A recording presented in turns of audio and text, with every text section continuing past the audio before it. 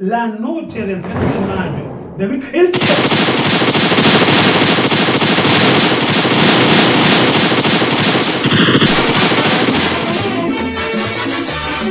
Mataron al chivo en la carretera, mataron al chivo en la carretera.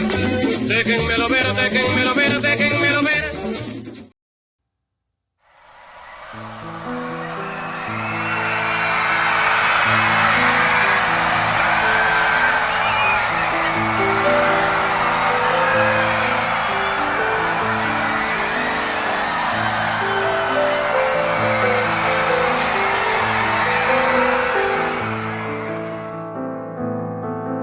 Pongo pie en mi tierra en circunstancias difíciles para los dominicanos.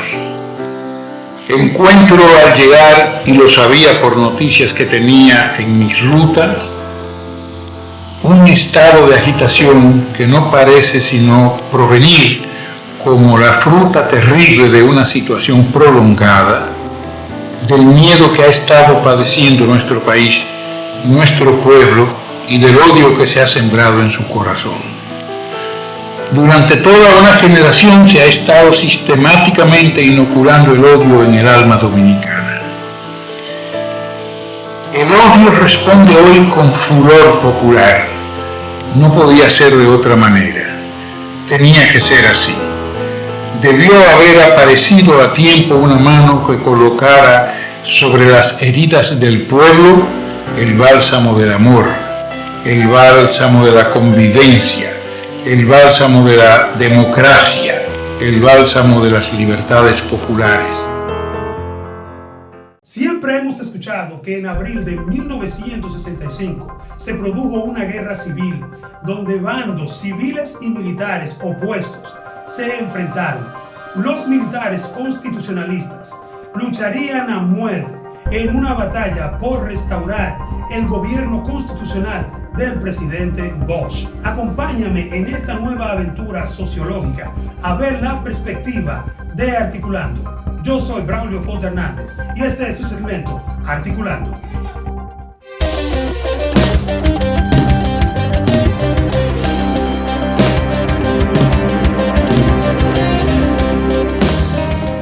Sé que han visto la foto de Zenén Sosa con los puños cerrados confrontando a un soldado gringo armado con un fusil. Han escuchado la canción que dice "A luchar, soldados valientes, ya llegó la revolución". También hemos visto el collar de balas colgando en el cuello del gran Freddy Veras Goico e imágenes de la batalla en la cabeza del puente Duarte.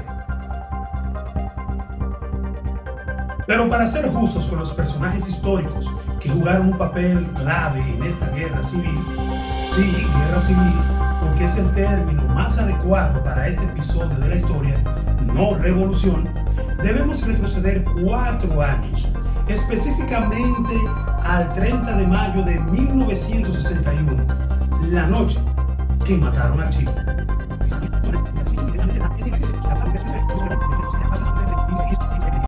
La noche del 30 de mayo de el...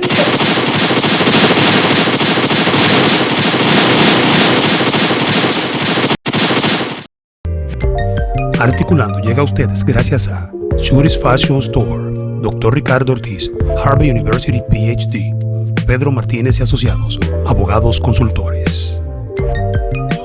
Island Publicidad. Imagínalo y lo creamos.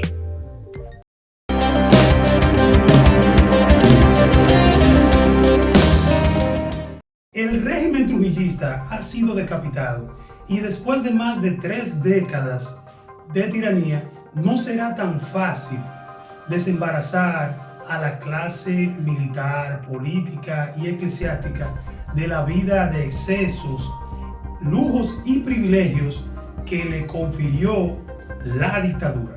Los actores de la vida pública nacional están ahora preocupados con el retorno al escenario político del desterrado profesor Juan Bosch y harán cualquier cosa para sabotear sus aspiraciones a la presidencia de la República Dominicana. Y es que Juan Bosch es el prototipo de político que la sociedad dominicana no supo producir en masa. El ejemplo de líder que las generaciones venideras de políticos no tomarían como referencia. Los militares, el remanente trujillista encarnado en la clase política dominante y la iglesia, iniciaron una campaña de descrédito contra Bosch, acusándolo de comunista. La iglesia, por su parte, lo acusaría de querer secularizar el Estado. A Bosch lo acusarían de ateo por los siguientes 30 años. Todo el que ha leído la obra literaria de Bosch y el que ha estudiado cuidadosamente sus discursos sabe muy bien que Bosch estaba muy lejos de ser comunista. Bosch era de centro derecha, inclinado por la ideología socialdemócrata. Que acusaran a Bosch de ateo era una peccata minuta, pero decir que era comunista era una acusación grave. A pesar de todas las calumnias, Bosch se presenta a los comicios del 20 de diciembre de 1962 y vence cómodamente a Viriato Fiallo. Las elecciones de 1962 son consideradas las primeras elecciones libres en toda nuestra historia republicana después de la dictadura. Y cuidado, Bosch tomó posesión el 27 de febrero de 1963 y 2 meses después promulgaría la constitución más avanzada, liberal, justa y progresista de la época. ¿Cuál fue el pecado de Juan Bosch? Bosch era incompatible con la clase política post-trujillista y se abrió frente con los sectores continuistas del país. Muerto el perro y se acaba la rabia, dice el refrán.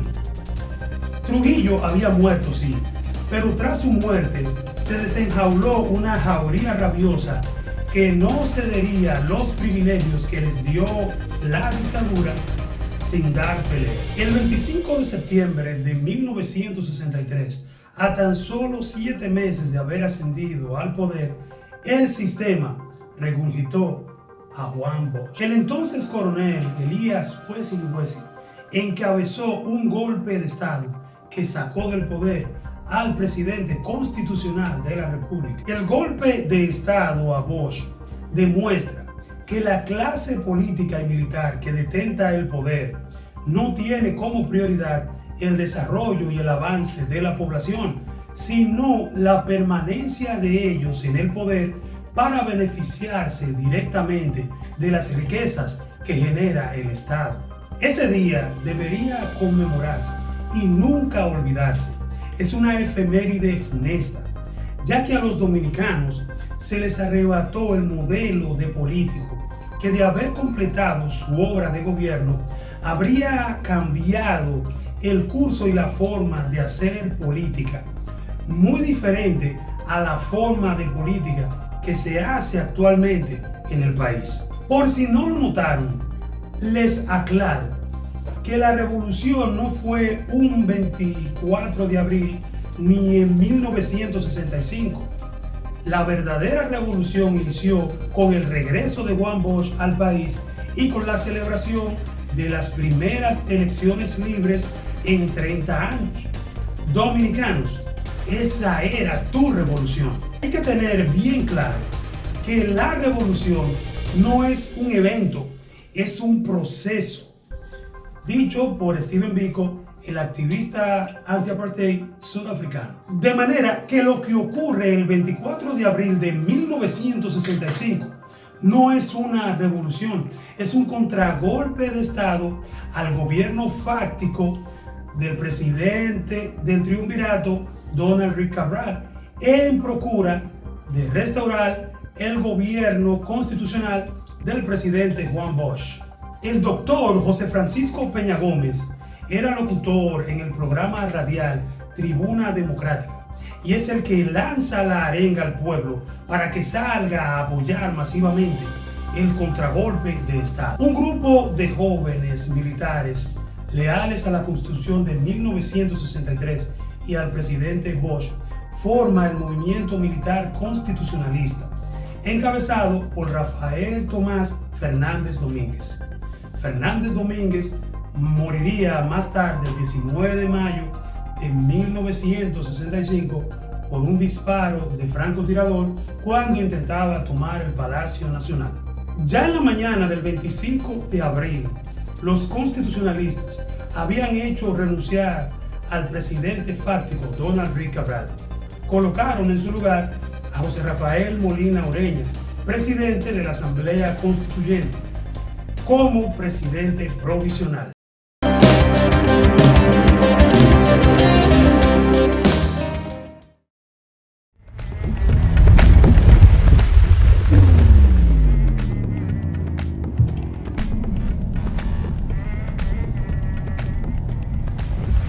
Deja el cuidado de tu motor en manos de verdaderos profesionales.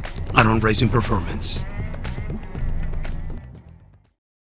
La tarde del mismo 25 de abril, el general Elías Wessing y Wessing ordenó bombardeos aéreos al Palacio Nacional. Ha iniciado la guerra civil. Sangre de civiles y militares está siendo derramada en enfrentamientos esporádicos que están ocurriendo en diferentes puntos de la capital.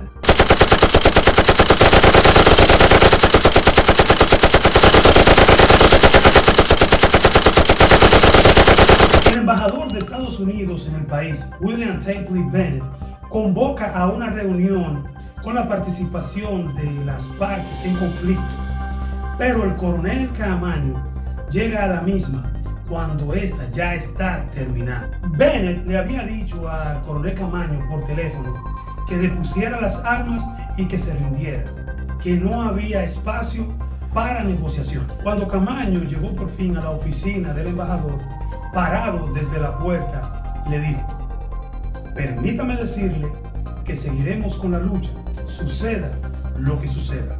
Las acciones del coronel Caamaño se enmarcan dentro del carácter de un hombre valiente que defendía la patria con coraje. Caamaño, como todos los héroes, era un idealista, un hombre virtuoso y honorable, cuyas virtudes entraron en conflicto con los vicios y defectos de hombres malvados que tenían secuestrado el Estado de Derecho. Los constitucionalistas llegan al puente Duarte y les bloquean el paso a las tropas de Elías Wessing y Wessing, haciéndolos retroceder. Ahora bien, solo era cuestión de tiempo. Caamaño y los constitucionalistas no iban a poder luchar hasta la victoria enfrentándose a todas las fuerzas armadas. En el aire de la región se respira cierta paranoia. Estados Unidos lucha fuertemente contra la propagación de la doctrina marxista. Parar el comunismo es el objetivo principal de la potencia del norte. En octubre de 1962 se había producido en aguas del Atlántico la crisis de los misiles. La Unión Soviética dio su apoyo a Cuba y envió ojivas nucleares a la isla. La Guerra Fría se encuentra en un punto álgido, ya que Cuba podría convertirse en una base militar rusa ultramarina con capacidad nuclear a tan solo 90 millas de Norteamérica. Aún antes de las elecciones del 20 de diciembre de 1962, acusaban a Bosch de comunista. Ese mismo año, recordemos que se produjo la crisis de los misiles en el Atlántico. Que acusaran a Bosch de comunista bastó para que perdiera para siempre todas las posibilidades de convertirse alguna vez en presidente, como en efecto lo fue. El embajador Bennett le envió un telegrama al presidente Lyndon Johnson, donde le explicaba que los constitucionalistas eran castristas y que estaban empeñados en instaurar en el país un gobierno comunista. En palabras del propio presidente Lyndon Johnson. El gobierno de Estados Unidos no deben y no pueden permitir el establecimiento de gobiernos comunistas en el hemisferio occidental. El 28 de abril, 4 días después de iniciada la guerra civil, la OEA le autorizó al presidente Johnson la intervención militar en la República Dominicana. 42,000 marines llegaron para mediar en la crisis entre las facciones militares y políticas envueltos en el conflicto. El verdadero propósito de la intervención norteamericana era prevenir el establecimiento de un posible gobierno comunista en el país. La exacerbación del sentimiento nacionalista hizo que los hombres y mujeres que apoyaban a los constitucionalistas en su lucha vieran a los estadounidenses como un enemigo ideológico y personal, y obviaron el hecho de que el general Elias Wessing manipuló toda la situación para sus propósitos militares y políticos particulares. Estados Unidos no era enemigo del pueblo. Estados Unidos era enemigo ideológico de la doctrina marxista. ¿Era Bush comunista? No, Bush no era comunista. Bush era de centro derecha, inclinado por la ideología socialdemócrata. Sin embargo, había muchos factores desfavorables que no le permitían al presidente Bush desarrollar una presidencia en el país. Estados Unidos tenía la ideología marxista en América Latina y malograría cualquier intento de gobierno comunista en el continente. Tal era el empeño de los norteamericanos en mantener el comunismo fuera de estos países, que permitiría gobiernos despiadados y sanguinarios de dictadores, con tal de que no fueran comunistas. Esta crisis se extendería aún más allá después que Caamaño renuncia a la presidencia el 3 de septiembre de 1966 y asume como presidente provisional Héctor García Godoy. El saldo mortal, 6,000 bajas civiles y militares, era demasiado alto ya como para continuar en una lucha imposible. El coronel Caamaño pronuncia un conmovedor discurso donde deja ver bien claro que renuncia a la presidencia, mas no a sus principios y convicciones, que no se inclinó genuflexo ante los golpistas continuistas del trujillismo. En la Plaza de la Constitución, Caamaño inicia su discurso diciendo: vengo a devolverle al pueblo lo que es del pueblo. No pudimos vencer, pero tampoco fuimos vencidos. Nunca el pueblo dominicano se enfrentó a un enemigo tan superior en número como en armas. Quiera Dios y el pueblo pueda lograrlo, que esta sea la última vez en la historia que un gobierno legítimo tenga que abandonar el poder bajo presión de fuerzas nacionales o extranjeras. Tengo fe que así será.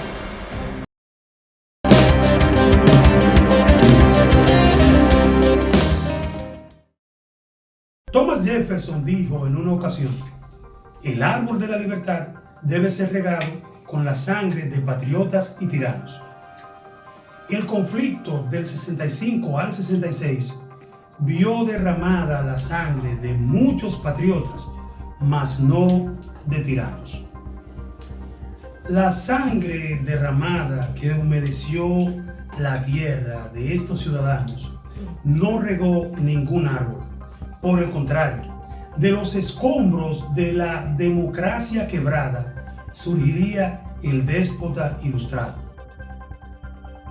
El coronel Caamaño fue coherente y siempre supo que los gobiernos del doctor Joaquín Balaguer eran ilegítimos y murió enfrentándolos en 1973. Gracias por su atención. Les habló Braulio J. Hernández. Hasta otra entrega de Articulando. Caramba, caramba, Francisco Alberto, caramba, mi comandante te hiciste el muerto en la sierra, se lo creyeron, qué bueno, Francisco Alberto, caramba. Ellos contaron el cuento, Francisco Alberto, y ellos no lo creyeron, que tú te has ido, no es cierto, tú estás viviendo en el pueblo, Francisco Alberto.